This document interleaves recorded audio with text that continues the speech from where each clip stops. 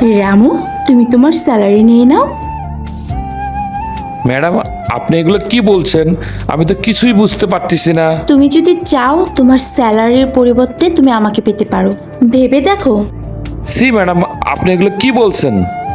দেখো, তুমি তো অনেক বাসায় কাজ করো, ওখান থেকে তো তুমি টাকাই পাবে। এখান থেকে না হয় টাকা বাদে তুমি আমাকে নিয়ে নাও। ঠিক আছে ম্যাডাম, আপনি যা বলছেন আমি রাজি।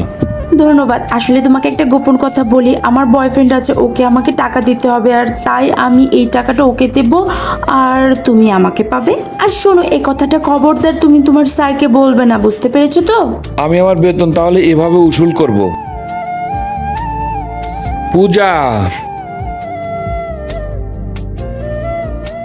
তুমি এই টাইমে তোমার অফিসের মিটিং ছিল?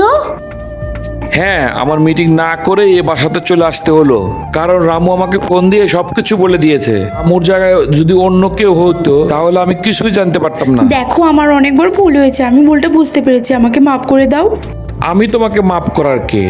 তোমার সাথে আমার এখন থেকে কোনো সম্পর্ক নাই। দুশ্চরিত্র কোথাকার।